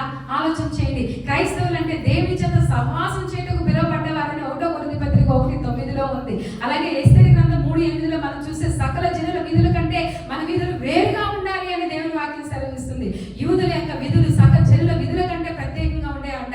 ఎక్కడ యూదులు చూసినా వారి దేవుని బిడ్డలని ఆ దినాన్ని గుర్తించేవారు. మరి నిన్ను చూసి నువ్వు దేవుని బిడ్డ అని, నువ్వు క్రైస్తవుడు అని నీ క్రియలు బట్టి ఎవరైనా గుర్తించగలుగుతున్నారా? బయట ఆలోచించండి. నువ్వు దేవుని కుమార్తెగా నేను గుర్తించగలుగుతున్నారా? నీ క్రియలు దేవుని సంబంధంగా ఉన్నాయా? దైవికమైనగా ఉన్నాయా? దేవుని పోలికగా ఉన్నాయా? మనం ఆలోచించాలన్నమాట. రోమపత్రిక 12:2 మనకి తెలుసు, మనము ఈ లోక మర్యాదను అనుసరించక దేవుని చిత్తం ఏదో గ్రహించి మనము దేవుని చిత్తానుసారంగా జీవించాలని దేవుని వాక్యం సెలవిస్తుంది. మరి లోక మర్యాదను అనుసరిస్తూ బ్రతుకుతున్నామా? దేవుని చిత్తాన్ని చేస్తున్నామా? ప్రతిరోజు మనం ఆలోచన చేయాలన్నమాట. అలాగే 1 యోహాను 2:17 లోకంలో ఉన్న వాటిని మనం ప్రేమిస్తే తండ్రి ప్రేమ వారిలో ఉండదంట. మరి తండ్రి ప్రేమ నీలో ఉండాలి అంటే లోకంలో ఉన్న వాటిని ప్రేమించుకుంటే దేవుని ప్రేమించేటట్లు ఉండాలి. లోకంలో ఉన్నది ఏంటి చెప్పండి? శరీరాశ, నేత్రాశ, జీవ బ్రహ్మము. వీటిలో నువ్వు దేనిని ప్రేమించినా కూడా దేవుని ప్రేమ నీలో నిలవదు. క్రైస్తవులు అంటే ఎవరు చెప్పండి? దేవుని చిత్తము జరిగించావు. ఫిలిప్పీ పత్రిక 3:20 మనం చూస్తే మన పౌర స్థితి ఎక్కడుందంట? పరలోకమందున దేవుని వాక్యం సెలవిస్తుంది. మరి నీకు పౌరసత్వం, పరలోక పౌరసత్వం నీకుందా? లేకపోతే లోకంలో ఉన్న వాటికి ఆశ, తపన కలిగి లోక సంబంధమైన వాటి కొరకు దేవుని వదులుకుంటున్నావే ఈజీగా?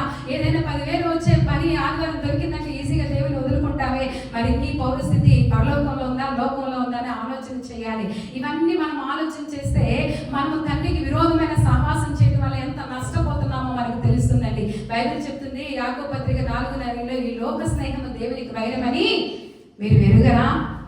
వ్యభిచారులారా ఉంటుంది. ఎవరైనా లోకంతో స్నేహం చేస్తే దేవుని ప్రేమించకుండా లోకాన్ని ఎక్కువ ప్రేమిస్తే వాళ్ళని బైబిల్ చెప్తున్న మాట ఏంటి తెలుసా? మనం అనుకుంటున్నాము ఒక స్త్రీయో ఒక పురుషుడో పరాయి వాళ్ళతో శారీరకంగా కలగటమే వ్యభిచారం అనుకుంటున్నాం. లోకంలో ఉన్న వాటిని దేవుని కంటే ఎక్కువ ప్రేమిస్తే కూడా మనం వ్యభిచారం చేసిన వారు మన దేవుని వాక్యం చెప్తుంది. కాబట్టి చాలా భయపడాలండి, చాలా భయపడాలి. మనం ఏం చేస్తామో లోకంలో ఉన్న వాటి కంటే, లోకంలో ఉన్న సంస్థ కంటే, నీ భర్త కంటే, నీ పిల్లల కంటే, నీ చదువు కంటే, నీ ఉద్యోగం కంటే ఏసై నువ్వు ఎక్కువగా ప్రేమించట్లేదంటే అది కూడా దేవుడు అలాంటి పాపంతోనే కడుతున్నాడు. దేవుని దృష్టిలో చిన్న పాపం లేదు, పెద్ద పాపం లేదు, అన్నీ పాపమే. మనం అంతగా దేవునితో సహవాసం చేస్తున్నామా? అలాగే మనం 1 యోహాను 1:3 ఒక మాట ఉంటుందండి. 1 యోహాను పత్రిక 1:3 ఏమని ఉంటుందంటే, మాతో కూడా మీకు సహవాసం కలిగినట్లు మేము చూచిన దాన్ని వినిన దాన్ని మీకును తెలియజేయుచున్నాము. మనము మన సహవాసం అయితే తండ్రితో కూడాను ఆయన కుమారుడైన క్రీస్తుతో కూడా ఉన్నది. మనము తండ్రితో కూడా ఆయన కుమారుడైన క్రీస్తుతో కూడా ఉన్నది. తర్వాత మాట ఏంటండి, నాకు అక్కడ మిస్ అయింది. 4వ వచనం చూడండి. 1 యోహాను 1 యోహాను 1:4 తీరేది ఎవరు? మన సంతోషము పరిపూర్ణమగుటకై మన సంతోషం పరిపూర్ణమైటకై మేము ఈ సంగతులను రాయించున్నాం. ఇక్కడ చెప్తున్నాడు కదా, మన సహవాసం ఎవరితో ఉండాలంట? తండ్రితోనూ ఆయన కుమారుడైన క్రీస్తుతోనూ ఉండాలి. లోకంతో ఉన్న ప్రజలతో కాదు. అలాగని చెప్పేసి లోకాన్ని ద్వేషించమనట్లేదు. మనం లోకాన్ని ప్రభు కొరకు సంపాదించాలంటే ఖచ్చితంగా లోకస్తులతో మంచి రిలేషనే మనకు ఉండాలి, మన ప్రభు కొరకు సంపాదించడానికి. కానీ మన సహవాసం ఎవరితో ఉండాలి? క్రీస్తుతో కూడాను, ఆయన కుమారుడైన యేసుక్రీస్తు తండ్రితో కూడా ఆయన కుమారుడైన యేసుక్రీస్తుతో కూడా మన సహవాసం చేయాలని దేవుని వాక్యం సెలవిస్తుంది. కాబట్టి మన సహవాసం ఎవరితో ఉంటుంది ఆలోచించండి. ఈ కుమారుడు చేసిన పాపం ఏంటంటే నేను 4 చెప్పాను. 5వ పాపం ఏంటంటే, మొదటిగా తను ఏం చేశాడు చెప్పండి? తండ్రికి విరోధమైన కోరిక కలిగి ఉన్నాడు, తండ్రికి విరోధమైన ప్రదేశంలో ఉన్నాడు, తండ్రికి విరోధమైన జీవితాన్ని జీవించాడు, తండ్రికి విరోధమైన సహవాసం చేశాడు. 4వ తండ్రికి విరోధమైన పని చేశాడు. ఏం చేశాడు చెప్పండి? తండ్రికి విరోధమైన అతడు పందులను మేపుటకు తన పొలంలోకి వాళ్ళని పంపాను. ఎవరిని ఆశ్రయించాడో ఆ వ్యక్తి ఏం చేశాడంట? పందులు మేపడానికి పొలంలోకి పంపించాడంట. తన అవసరాలు తీర్చుకునే నిమిత్తం ఏదో ఒక పని చేయొచ్చు కదా అన్నట్లుగా ఏం చేశాడు చెప్పండి? ఆ పని చేయడానికి కూడా ఇష్టపడ. ఆ పని తాను చేయదగిందా కాదా, తన మర్యాదకు తన సాక్ష్యానికి సరిపోతుందా లేదా అనే విషయాన్ని విచారించకుండా ఆ పనిలో దిగిపోయాడు అనమాట. ఆలోచించేయండి. తను అంటే పరుగు ప్రతిష్టలతో పరుగుల మీద అంతకుముందు ఎలా ఉన్నాడు? తండ్రి దగ్గర ఉన్నప్పుడు ఎలా ఉన్నాడండి? పరుగు ప్రతిష్టలతో ఉన్నాడు, పరుగుల మీద పొర్లి. ఈ చిన్న కుమారుడు ఇప్పుడు ఎక్కడున్నాడు? పందులు మేపే పని చేయడంలో ఉన్నాడు. ఒకప్పుడు పరువు ఉంది, ప్రతిష్ట ఉంది, మర్యాద ఉంది, ఘనత ఉంది. ఎవరిని బట్టి ఇవన్నీ? తండ్రిని బట్టి. తండ్రికి దూరం అవడం వల్ల ఎలాంటి గతి పట్టిందో ఆలోచన చేయండి అనమాట. కాబట్టి మనం చూస్తే ఈ స్థితికి ఈ స్థితిని ఎవరు తెచ్చారు? తనకు తానే తెచ్చుకున్నాడు. ఎవరో తీసుకొచ్చింది కాదు, ఎవరో వల్ల కాదు, తనే ఆ స్థితికి తెచ్చుకున్నాడు. తన విచ్చలవిడి నడవడిక, విలాసవంతమైన జీవితము, నీతిహీనమైన ప్రవర్తన తనని ఆ స్థితిలోకి నెట్టేసినట్లుగా మనం చూస్తున్నాం అన్నమాట. తండ్రిని విడిచి సంతోషకరమైన జీవితాన్ని జీవించాలి అన్నట్లుగా వెళ్ళాడు. అవునా కాదా? డబ్బులన్నీ కూడా కట్టుకుంటే నేను సంతోషంగా బ్రతకొచ్చు, తండ్రి లేకపోతే ఏమైందిలే, నేను చక్కగా జీవించవచ్చు అనుకున్నాడు. సుఖాన్ని విలాసాన్ని వైపు వెళ్తున్నాను అనుకున్నాడు. కానీ అతని గురి సుఖభోగాలే, కానీ తన గమ్యం ఏమైంది చెప్పండి? పందుల పొలంలో పాడైపోయింది అన్నమాట. పందుల పొలంలో ఉండాల్సిన పరిస్థితి ఏర్పడింది. అలవాటు ప్రకారం పందులు పట్టుకొని ఏం చేస్తారు? ప్రతిరోజు పరుగున పొలంలోకి వెళ్తున్నాడంట. ఆకలి బాధతో నీరసించి ఏ అడుగుజాడలో వెళ్తున్నాడు? పందుల అడుగుజాడలో వెళ్తూ ఉన్నాడు అనమాట. అంటే ఎక్కడికి వెళ్ళాలో తెలియక వేటిని వెంబడిస్తున్నాడు? ఆ పందులు వెంబడిస్తే ఆ వేటి వెళ్తే అటు వెళ్ళిపోతున్నాడు. సకల సౌఖ్యాలు అంటే తండ్రితో ఉన్నప్పుడు సకల సౌభాగ్యం ఉంది, గౌరవ మర్యాదలు ఉన్నాయి, ఎంతో చక్కగా జీవించాడనమాట. ఇప్పుడు ఏం చేస్తున్నాడు? దుఃఖాక్రాంతుడే, ఆకలితో కన్నీటితో ప్రతిరోజు ఆ పందుల వెంట తిరుగుతున్నాడు. తనకంటే ఎన్నో రెట్లు పందులు బ్రతికే బాగుంది అన్నట్లు అనిపించిందంట కుమారుడికి. ఆ పందులు చూస్తుంటే ఏమనిపించింది వాడికి? ఏమనిపించింది? తనకన్నా వీడి జీవితమే ఎంతో బాగుందని ఎందుకు అనిపించిందంటే, వాడికి ఒక యజమానుడు ఉన్నాడు. అవునా? ఆ పందులకు ఒక యజమానుడు ఉన్నాడు. వాడికి ఒక దొడ్డి ఉంది, ఎక్కడికి వెళ్ళాలో ఎక్కడ నివాసం చేయాలో తెలుసు. వాటి విషయంలో శ్రద్ధ తీసుకునేవారు ఉన్నారు. అవునా? శ్రద్ధ తీసుకోవడానికి ఎవరు పెట్టాడు? ఈ వ్యక్తినే పెట్టాడు కదా. వాటికి ఆహారం సిద్ధపరిచేవారు ఉన్నారు, వాటిని కాసేవారు ఉన్నారు. కానీ తన గురించి ఆలోచిస్తే ఇవేమీ లేవు. తనకు ఒక దొడ్డి లేదు, తనకు ఒక ఆలోచించేవారు లేరు, తనకు ఏం చేసేవారు? తనకు పెట్టేవాళ్ళు లేరు. అలాంటి దీనస్థితిలోకి వెళ్ళినాం అనమాట. తన ఎలా ఉందంటే, తనకి అలాంటి వారు ఎవరూ లేరే. వీటికైనా శ్రద్ధ తీసుకున్నా, వీటికైనా ఒక దొడ్డు ఉంది, వీటికైనా ఒక గమ్యం ఉంది. నాకు జీవితానికి గురి లేదు, గమ్యం లేదు, నేను ఎవరి కోసం బ్రతుకుతున్నాను, చనిపోవడమే మేలు అన్నంతగా ఆలోచన కలుగుతుంది. పాపం వల్ల అంత విపరీత పరిస్థితికి నెట్టేస్తుందండి. మనుషులు ఆ విపరీత పరిస్థితులకు వెళ్ళడానికి కారణం ఏంటంటే వారి పాపమే కారణం అనమాట. కాబట్టి ఇంత తండ్రి ఆశీర్వాదములకు దూరం ఇదంతా మనం ఆలోచన చేస్తే తనకి దీనమైన పరిస్థితి, దౌర్భాగ్యమైన పరిస్థితి దేని బట్టి వచ్చింది? తండ్రి ఆశీర్వాదాలకు దూరంగా ఉండటాన్ని బట్టియే ఈ పరిస్థితి వచ్చిందనమాట. దేవుని ఆశ విడిచిపెట్టి మనము ఎంత తిరిగినా కూడా ఏమీ సాధించలేము. దేవుని ఆశీర్వాదం మనుషులకి ఏమి ఇస్తుంది అంటే, నాకు చాలా ఇష్టం ఆ వాక్యం, నేను చాలా నమ్ముతాను కూడా అది నా జీవితంలో. యెహోవా ఆశీర్వాదం మనుషులకి ఏమి ఇస్తుంది? ఐశ్వర్యం ఇస్తాడు. మనుషులంట వారి కష్టార్జితం చేత దాన్ని ఎక్కువ చేసుకోలేరు, తక్కువ చేసుకోలేరంట. దేవుని ఆశీర్వాదాన్ని సంపాదించండి. చూడండి, యాకోబు జీవితంలో వట్టి కర్రతో వెళ్ళాడు, కానీ తిరిగి వచ్చేటప్పుడు సకలమైన ఆస్తితో వచ్చాడు. భార్యలు, పిల్లలు, గొడ్లు, గాడిదలు, ఒంటెలు చాలా ఉన్నాయి. కానీ అతను మాత్రం ఏమి లేదు, తనకి నెమ్మది లేదు, సమాధానం లేదు, పిచ్చోడైపోతున్నాడు. ఒక్కడే మిగిలిపోయాడంట యువకు రేవు దగ్గర కూర్చొని. ఎవరితో పోరాడాడు? దేవునితో పోరాడాడంట. అసలు వదిలించుకోలేకపోయాడు. అంటే దేవుడు నన్ను విడిచిపెట్టని చెప్తుంటే ఏం చెప్తాడు? నువ్వు నన్ను ఆశీర్వదిస్తే కానీ నేను వదిలిపెట్టావు. తనకు ఆశీర్వాదం, ఆస్తి లేదా, డబ్బు లేవా, గొడ్డలు లేవా, పిల్లలు లేవా, అన్నీ ఉన్నాయి. కానీ ఏం తెలుసుకున్నాడు? నాకు ఎన్ని ఉన్నా దేవుని ఆశీర్వాదం లేకపోతే నా జీవితం శూన్యం అనుకున్నానండి. ఆ ఆశీర్వాదం కొరకు పట్టుబట్టి తొంటి విరిగిపోయినా కూడా యేసయ్యను వదిలిపెట్టలేదంట. దేవునికి స్తోత్రం చెప్దామా? హల్లెలూయా. ఈ లోకంలో కష్టార్జితం కొరకు మీరు పడుతున్న ప్రయాస దేవుని ఆశీర్వాదాలు సంపాదించుకోవడానికి పడితే ఎంతో బాగుంటుందండి. అంటే కష్టపడకూడదని కాదు, మనం ప్రయాసపడాలి. మనం ఏదో ఒక పని చేసుకోవాలి, మన జీవనోపాధి చేసుకోవాలి.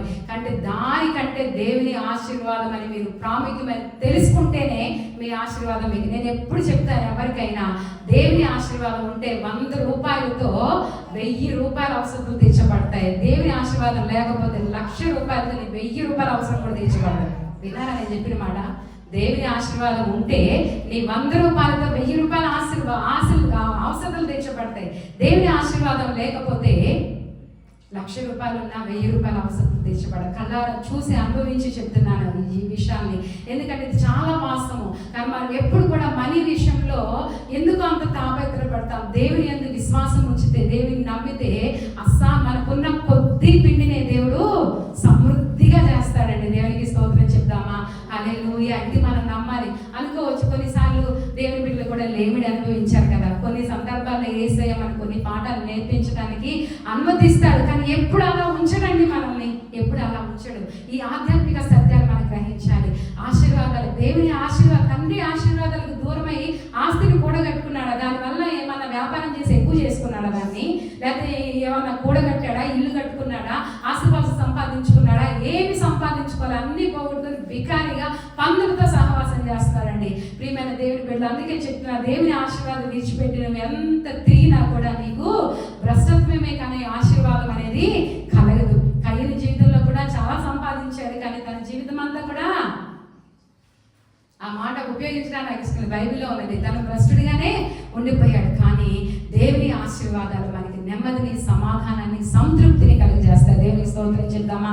హల్లెలూయా. నేడు అనేక మంది క్రైస్తవులు డబ్బు సంపాదన కొరకు దేవుణ్ణి అవమానకరమైన పనులు చేస్తున్నారండి. నాకు ఎంత బాధ కలుగుతుంది అంటే, కొన్ని విషయాలు మనసులో దుఃఖం కలుగుతుంది. ఎలా ఉన్న దేవుని బిడ్డలండి, బాప్తిసం తీసుకున్నవారు, దేవుని అనుసరిస్తున్నామని చెప్తున్నవారు డబ్బు కోసం అవమానకరమైన, దేవునికి విరోధమైన పాపం చేస్తున్నవారు లేరా? అటు వాటిని ప్రోత్సహిస్తున్నవారు లేరా?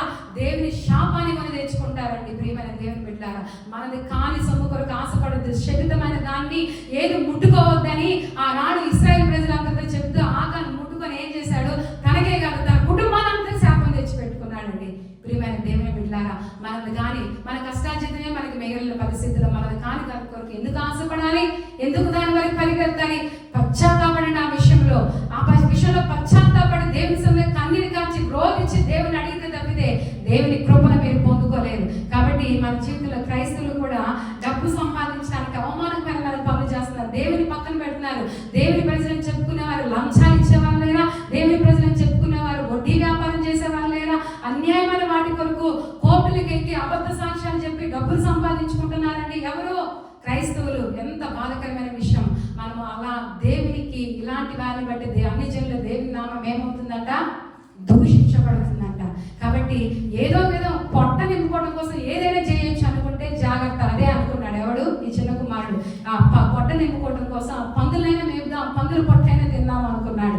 పొట్ట నింపుకోవడం కోసం ఏదైనా చేయొచ్చు అనుకుంటే నువ్వు దేవుని బిడ్డను పిలవబడటానికి అర్హత లేదు. అవసరమైతే పస్తుండు చచ్చిపోగాని అన్యాయంగా సంపాదించి పాప పనులు చేసి నీ కడుపు నింపుకోవాలనుకుంటే ఎక్కడికి వెళ్తావు? వీధరాజు ఏం చేశాడండి? తను యథార్థంగా ఉన్నాడు, అన్యాయం చేయలేదు, ఎవరి పొట్టలో కొట్టలేదు, లేకపోతే ఆడ పడి ఉన్నాడు, కురుపులతో ఉన్నాడు, యథార్థంగా ఉన్నాడు. కానీ అతను చనిపోయినప్పుడు దేవదూతలు రాజకీయంగా పలుకుబడి కలిగిన వ్యక్తి, వ్యక్తి కనీసం పరలోకం నుండి ఒక చుక్క నీటిని కూడా పొందుకోవడానికి అర్హత లేక చచ్చిపోయాడండి. ఆలోచన చేయండి, ఏది ఉత్తమము, ఏది ఉత్తమము చెప్పండి. మన జీవితంలో మనం ఎలా ఉంటుందో మనం ఆలోచించాలి. అన్యాయం కొరకు కోట్లకి వారంగా ఉండేవారు, అబద్ధ సాక్ష్యం చెప్పేవారు, అటువంటి పనులు చేసి కడుపు నింపుకోవాలని ఆశపడితే మనకి నష్టమే కలుగుతుంది. యథార్థవంతులై ఆకలి కొని ఉండటమే సామెతల గ్రంథంలో చూస్తాం మనము. ధర్మ కలిగిన వారి దగ్గరికి వెళ్ళడం కంటే కూడా మనము ఎక్కడ ఉండటం మేలంట దేవుని వాక్యం చెప్తుంది. రొట్టె ముక్కలు తినడం మేలని దేవుని వాక్యం చెప్తుంది. లూకాసు వార్త 16:22 చూస్తే మనము ఆ విషయాన్ని చూస్తాం అన్నమాట. కాబట్టి మన జీవితంలో ఆలోచించేయండి, మనము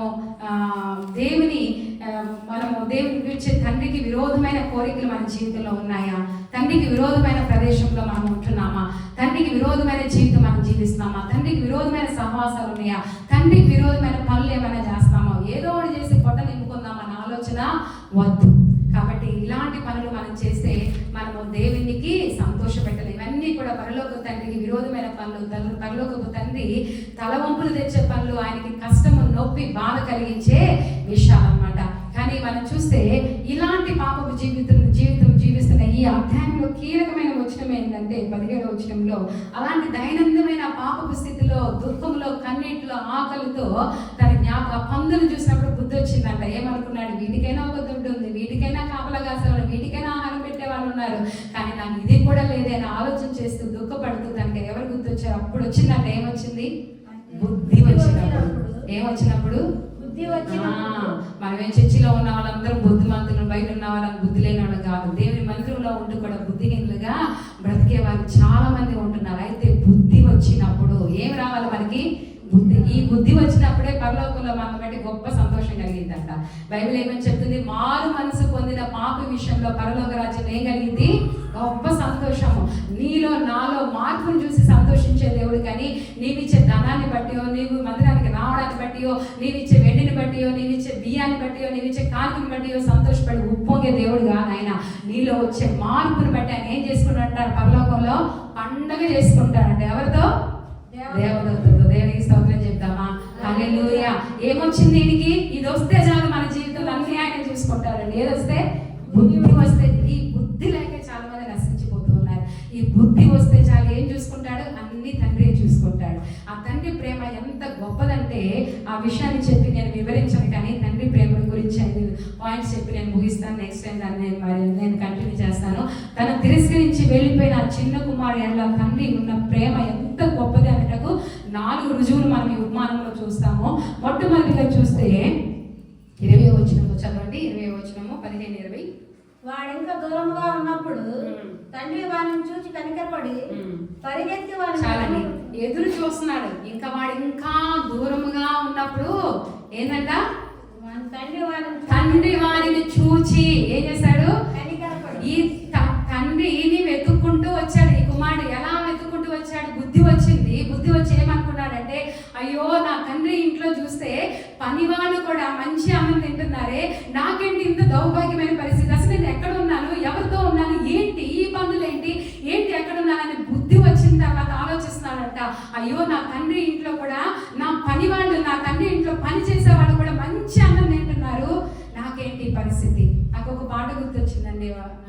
పనివారు సహితం నా తండ్రి ఇంట రుచి అయిన అన్నం తినుచుండగా, పనివారు సహితం నా తండ్రి ఇంట రుచి అయిన అన్నం తినుచుండగా, ఏ పరచబడిన ప్రియ సుతుని వయ్యుండి పనికి మాలిన వారితో స్నేహమా, ఓ చిన్ని తనయా నీకిన్ని శ్రమలేలనయా,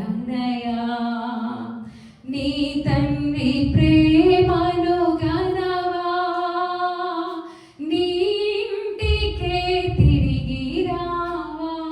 ఏంటంట? పరివార సహితము నా తండ్రి ఇంట్లో అందరు రుచి అయిన అన్నం తింటుంటే నేను ఏర్పరచబడిన ఇష్టమైన ప్రియ కుమారుడైంది కూడా పనికి మాని వాళ్ళతో సహవాసం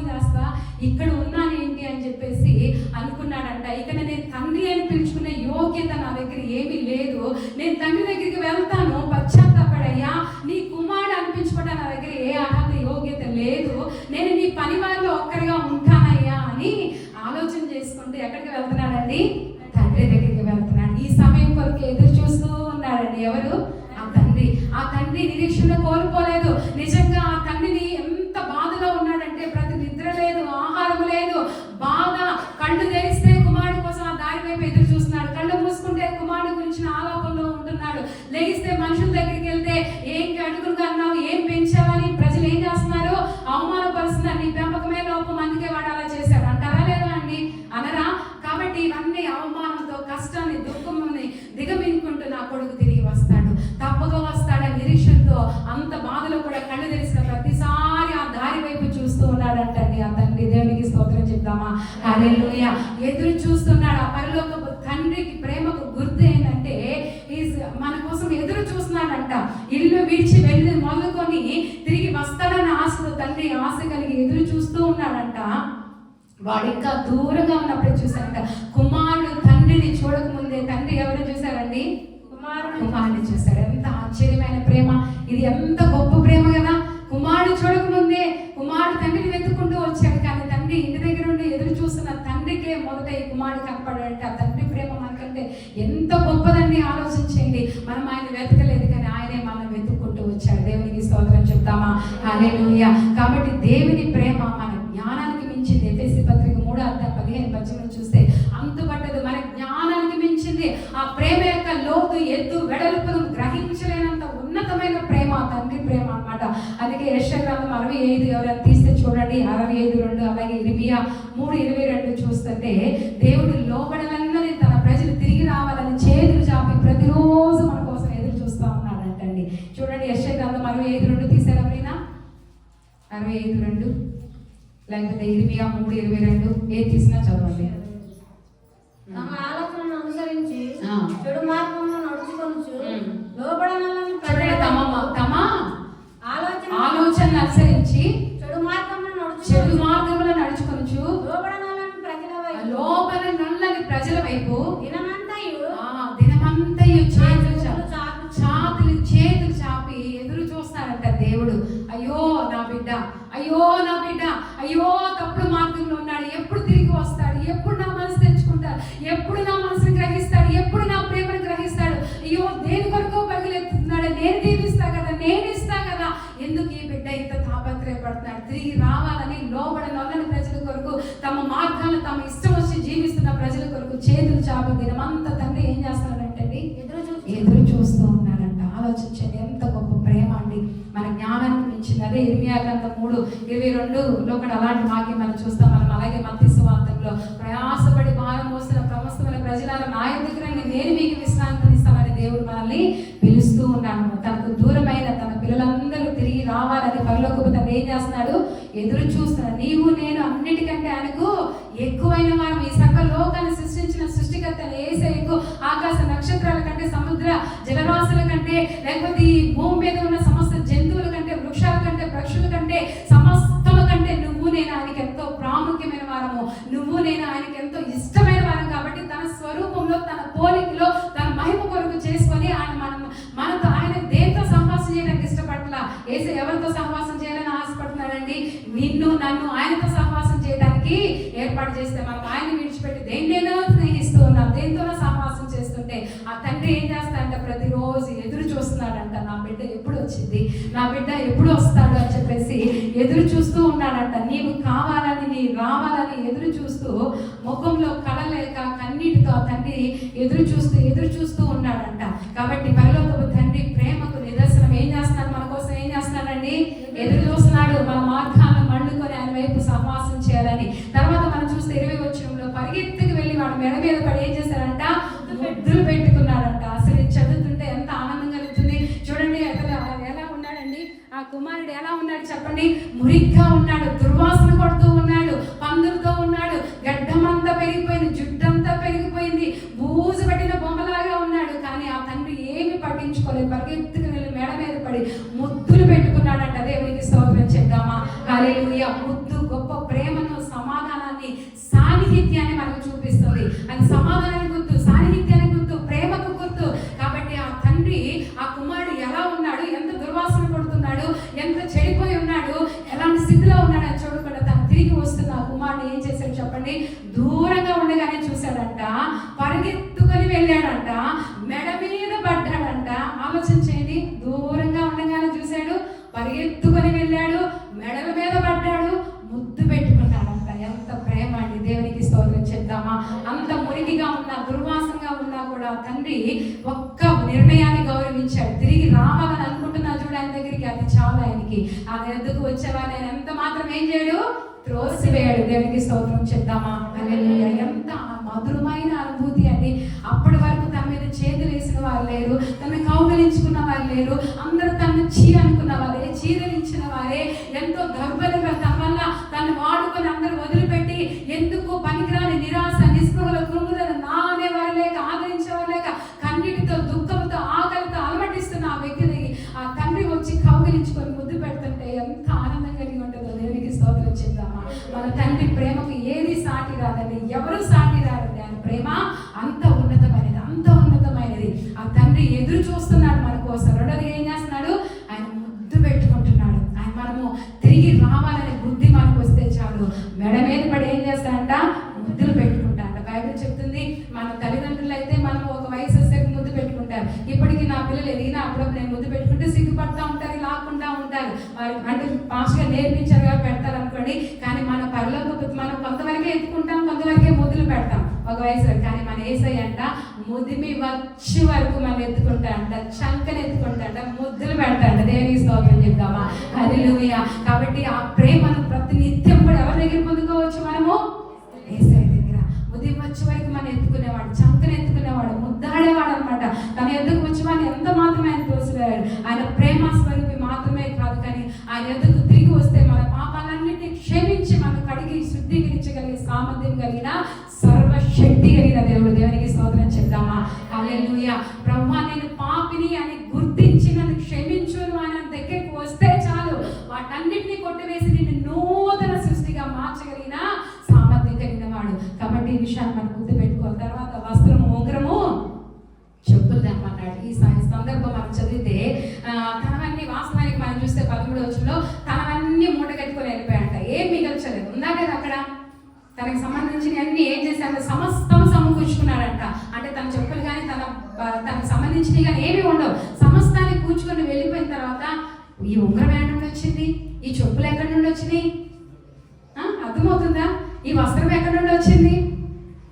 ఆలోచన చేయండి. అవి మాత్రం ఎక్కడ మిగిల్చేటాడా? లేకపోతే లేదు. బైబిల్ ఏం చెప్తుంది? అన్ని తీసుకెళ్ళిపోయాడంట. కానీ ఎక్కడి నుండి వచ్చాయి? ఈ ఉంగరం ఎక్కడ వచ్చింది? ఈ చెప్పులు ఎక్కడి నుండి వచ్చాయి? ఆలోచన చేయండి. మన పరలోకపు తండ్రి కంట, మన పరలోకపు తండ్రికి మన తల మీద ఉన్న వెంట్రుకలు కూడా తెలుసంట. అన్ని లెక్కించాడంట. మనకు అన్ని సైజులు తెలుసు. నా కుమారుడు శాము హైదరాబాద్లో ఉన్నాడు, కానీ వాడు మేమే వెళ్ళాం కాబట్టి తన బర్త్డే ఉంది. నేను షాప్కి వెళ్తే నా పిల్లల సైజ్ ఏందో నాకు తెలుసు, కరెక్ట్గా తీసుకెళ్ళి సరిపోయింది. మన పిల్లలు నాకు తెలుసు కానీ అందరూ తెలియదు. కానీ మన పరలోకపు తండ్రికి మన అందరి సైజులు తెలుసు, మనకి అందరికి ఏం కావాలో తెలుసు. ఈ తండ్రి తన కుమారుడు వస్తాడని నిరీక్షణతో ఎదురు చూస్తూ ఏ మట్టి పెట్టి పెట్టాడు చెప్పండి? వస్త్రము, ఉంగరము, చెప్పులు. ఆలోచన చేస్తే చూడండి, అవన్నీ కూడా ఉంచాడంటే ఈ తండ్రి సిద్ధపరిచి ఉంచాడు. ఎంత ఆశ్చర్యమైన ప్రేమ కదా మన పరలోక తండ్రి. తన కుమారుడు తప్పక వస్తాడని ఆ తండ్రి నిశ్చయత తెలుసుకునే కుమార్ని కావాల్సింది కూడా సమకూర్చి ఎదురు చూస్తూ ఉన్నాడంట తన బిడ్డ. కాబట్టి మనం చూస్తే ఇక మీదట తను ఎలా వచ్చాడంటే, ఇక మీదట నీ కుమారుడు అనిపించకుండా నీ యోగ్యను కాను. వచనం చదవండి. మనం చూస్తే 21వ వచనం చదవండి. ఏమంటున్నాడు వాడి తండ్రి? నేను పరలోకములకు విరోధంగాను నీ ఎదుటను పాపం చేస్తుంది, ఇక మీదట నీ కుమారుడు అనిపించుకుంటే నీ యోగ్యను కానను. అంటే దానికి తండ్రి ఆమె చెప్పాడా? చూడండి, తను అంటే నేను నీకు విరోధంగా పరలోక విరోధంగా పాపం చేశాను, నీ కుమారుడు అనిపించుకోవడానికి నాకు యోగ్యత లేదని చెప్పకముందే అయితే ఆ తండ్రి అక్కడ ఏమంది? అయితే తండ్రి తన దాసులను చూచి, అంటే తనకి కుమారుడు అనిపించుకోవడానికి ఆ యోగ్యత లేకపోవడానికి కారణం ఏంటి? తన వేసుకున్న వస్త్రాలు, తన మురికి జీవితము. అవునా? తనకి ఏమి లేదు. ఉంగరం అనేది అధికారానికి సూచనగా ఉంది. ఒక తండ్రికి కుమారుడు అధికారానికి సూచనగా ఉంది. మంచి వస్త్రాలు అనేవి ఆ రాజరికానికి గుర్తుగా ఉన్నాయి. అవన్నీ లేవు కాబట్టి వెంటనే తండ్రి ఏం చేస్తున్నాడు? ఓ నా తండ్రి నా కుమారుడు అనిపించిన యోగ్యత లేదని నా కొడుకు అనుకుంటున్నాడా? ఈ యోగ్యత నేను మరలా పుట్టిస్తానని చెప్పేసి వెంటనే ఏం చేశాడు? పరివారం పిలిచి స్నానం చేయండి, వస్త్రాలు తీసుకురండి, ఉంగరం పెట్టండి, చెప్పులు తొలగించండి అని చెప్పేసి తన పూర్వపు వైభాన్ని ఘనతని మరలా కుమారుడికి అనుగ్రహించాడు. దేవునికి స్తోత్రం చెప్తామా? హల్లెలూయా. కాబట్టి చూస్తే ఎంత ఆనందమో, నీ కుమారుడు అనిపించుకున్న యోగ్యత కానని తను అనుకుంటుంటే వెంటనే ఈ పని చేసి వెంటనే ప్రశస్త వస్త్రాలు, ఉంగరం, చెప్పులు తెచ్చి దాసునికి ఆజ్ఞాపించి ఇస్తారనమాట. కాబట్టి తన కుమారుని కుమారత్వపు స్థాయికి ఏది కూడా పొదువు కాకూడదని ఆలోచించి తండ్రి అవన్నీ చేశాడు. ఎంత కృప కలిగిన వాడు కదా, ఆలోచించండి. మన దేవుడు ఎంత ప్రేమ కలిగినాడు, ఎంత దయ కలిగిన వాడు, ఎంత కృప కలిగిన వాడు. కాబట్టి తర్వాత ఏం చేశాడంట? విందు చేశాడు. ఏం చేశాడు? విందు చేశాడు. విందు దేనికి గుర్తండి? విందు విజయానికి. ఏదైనా విజయం సాధించినప్పుడు సంతోషానికి, సహవాసానికి గుర్తు. మనం సంతోషంగా ఉన్నప్పుడు, సహవాసం చేయాలనుకున్నప్పుడు, విజయం సాధించినప్పుడు మనం విందు చేసుకుంటాం. ఈ తండ్రి పొందిన విజయం ఏంటి? తన ఎదురు చూస్తున్న తన కుమారుడు, తన ప్రతిరోజు ఎదురు చూస్తున్న తన కుమారుడు ఏం చేశాడు? తిరిగి వచ్చేసాడు అనమాట. ఇప్పటి వరకు ఓడిపోయిన వాళ్ళ వల్లే, కృంగిపోయిన వాళ్ళ వల్లే మరొక గొప్ప ఉన్నాడు, కానీ ఇప్పుడేమో మరొక గొప్ప రాజ్యాన్ని సాధించాడన్న సంతోషము. ఇప్పటి వరకు తను ఎంతో మంది నిందించారు, అవమానపరిచారు, కృంగదీశారు, కానీ ఎవరైనా నోరెత్తేమని అనగలరా? ఇప్పుడు ఈ తండ్రి కుమారులు ఏకమైతే ఎవరైనా ఏమని అనగలుగుతారా? ఎవరు ఏమనలేదు అనమాట. కాబట్టి ఏ కుమారుడి ద్వారా తనకి అవమానం కలిగిందో, అపకీర్తి కలిగిందో, ఆ కుమారుడి ద్వారా ఇప్పుడు ఏం కలుగుతుంది? దానికి మహిమ, ఘనత, కీర్తి కలుగుతుంది. ఎందుకు? తనలో వచ్చిన మార్పును బట్టి, తనలో వచ్చిన తగ్గింపుని బట్టి, తనలో వచ్చిన కృతజ్ఞత భావన బట్టి, తను రియలైజ్ అయ్యాడు, తను చేసిన తప్పును తను గుర్తించడం బట్టి గొప్ప ఘనత కలిగింది అనమాట. మన యేసే కూడా తన పిల్లలు తనతో ఉండాలని, తన వలే ఉండాలని, తన మహిమ కొరకు జీవించాలని ఎప్పుడు ఆయన ఏం చేస్తాడంటే ఆశ కలిగి ఉంటాడండి. ఏంటి? మనం ఎప్పుడు కూడా ఎలా ఉండాలి? తనతో ఉండాలి, తన వలే ఉండాలి, తనకి మహిమకరంగా జీవించాలి. మనం ఎలా ఉండాలి చెప్పాలి? అదొకటని చెప్పండి. తనతో ఉండాలి, తన వలే ఉండాలి, తనకు మహిమకరంగా జీవించాలి. అట్లాంటి బిడ్డలు దొరికితే ఆయనకి ఎంత ఆనందమో. కాబట్టి అలాంటి బిడ్డలుగా నీవు నేను ఉండాలి. కాబట్టి మనము కొన్ని ఆలోచన చేస్తే యోబుతో దేవుడు యోబు తెలియకుండా సాతానుతో ఛాలెంజ్ చేశాడు. యోబు ఎవరిని గెలిపించాడు? దేవుని గెలిపించాడా లేదా?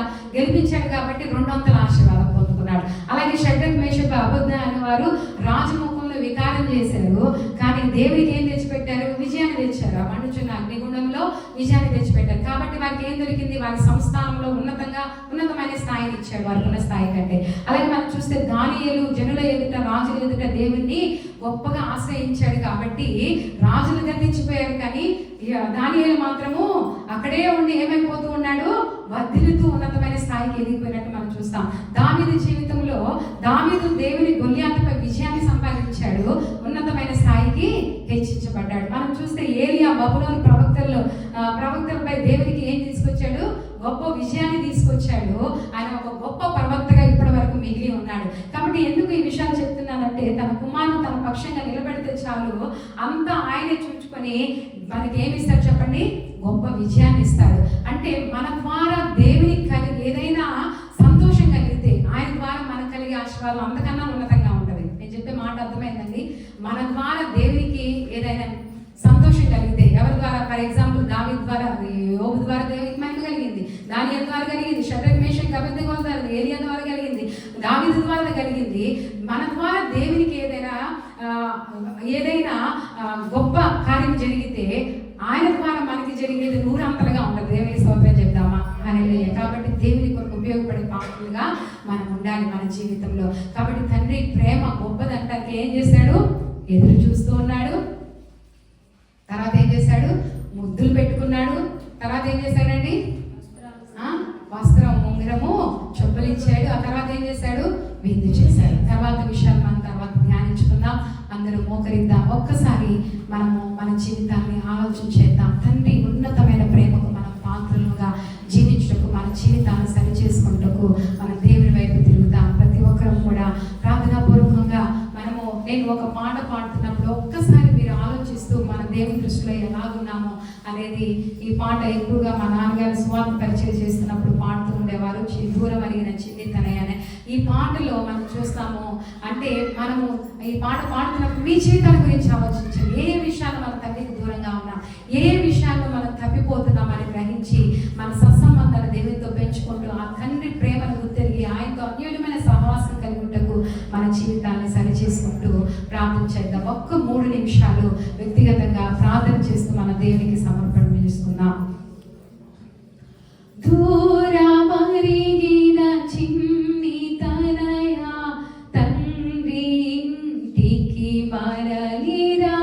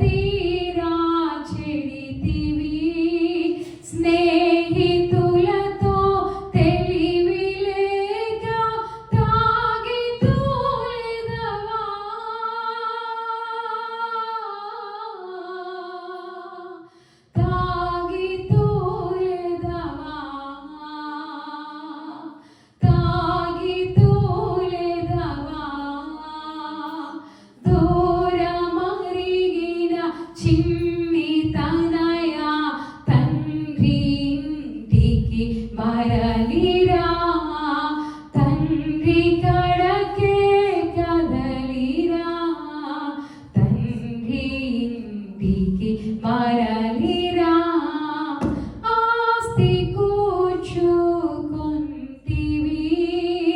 వేషల పాలైతివి ఆస్తి కూర్చుకొంటివి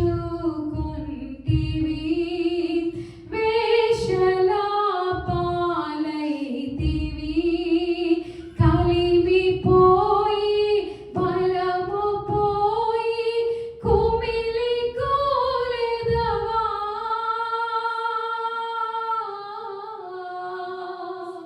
కుమిలి కూలెదవా కుమిలి కూలెదవా చాలా దూరము పోతివి మేలుగానకయుంటివి చాలా దూరము పోతివి మేలుగానకయుంటివి కఠినలేమితో అలమటించే కలతని దొరేలా కలతని దురేలా కలతని దురేలా దూరమరిగిన చిన్ని తనయ తండ్రి ఇంటికి మరలిరా తండ్రి కడకే కదలిరా తండ్రి ఇంటికి మరలిరా తండ్రి సంపద తరుగునా తండ్రి ప్రేమ మారునా తండ్రి సంపద తరుగునా తండ్రి ప్రేమ మారునా పరుగులెత్తే హృదయ వేదన పిలుపు వినలేవా పిలుపు వినలేవా పిలుపు వినలేవా ప్రాణమిచ్చి ప్రేమ చూపిన క్రీస్తు నీకై లేచెరా ప్రాణమిచ్చి ప్రేమ చూపిన క్రీస్తు నీకై లేచెరా పాపదాస్యము పాపి నీకు జీవమిచ్చునురా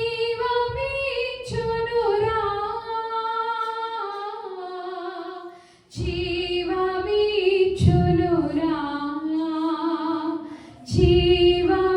జీవమిచ్చునురా దూరమరిగిన చిన్ని తనయ తండ్రి ఇంటికి మరలిరా తండ్రి కడకే కదలిరా తండ్రి ఇంటికి మరలిరా అవును ప్రభా నీ ఉన్నతమైన ప్రేమను అయా ప్రతినిత్యం కూడా చాచిన చేతులతో నీ బిడ్డలు నీ యొద్దకు వచ్చి నీతో సహవాసం చేసి నీతో ఉండాలని నీ వలె ఉండాలని నీ మహిమ కొరకు జీవించాలని ఆశపడుతున్న నీ ప్రేమను కాలదని అయా మేము దూరంలో ఉన్నామేమో ఏ విషయంలో మేము దూరంలో ఉన్నామో గ్రహించి మా తప్పులు గ్రహించి ప్రభా నీతో అన్యోన్యమైన సహవాసం పెంపొందించుటకు అయ్యా నీ రాజ్యంలో నీతో ఉండటకు నీతో సహవాసంలో ప్రతి ఆశీర్వాదం సంపాదించుకున్నటకు అన్యోన్యమైన సహవాసం కలిగి వెలుగు సంబంధాలుగా జీవించటకు మా జీవితాన్ని సరిచేయండి ప్రభా నీకు విరోధమైన కోరికలు అయ్యా మీకు విరోధమైన కోరికలు మనం లేకుండా చేయండి నీకు విరోధమైన ప్రదేశాలకు మేము వెళ్ళకుండా మా సహాయం చేయండి నీకు విరోధమైన జీవితం మా నుండి దూరం చేయండి ప్రభా నీకు విరోధమైన సహవాసం మా నుండి దూరం చేయండి ప్రభా అయ్యా నీకు వందనాలు తెలియపరచుకుంటున్నాము సహాయం చేయండి ప్రభా కృప చూపించండి ప్రభా అయ్యా తండ్రి నాయన నీకు విరోధమైన అయ్యా పని మేము చేయకూడదు ప్రభా ప్రతి విషయంలో కూడా నీ చిత్తం నెరవేర్చేవారముగా నీకు సంతోషం తెచ్చేవారముగా నీకు ప్రియమైన కుమార్తెలుగా ప్రియమైన కుమారులుగా బ్రతుకుటకు మా సత్సంబంధాన్ని నీతో పటిష్టపరచుకునే బుద్ధిని వివేక ఏ విషయంలో బుద్ధిహీనులుగా ఉన్నామో ఆ విషయంలో మాకు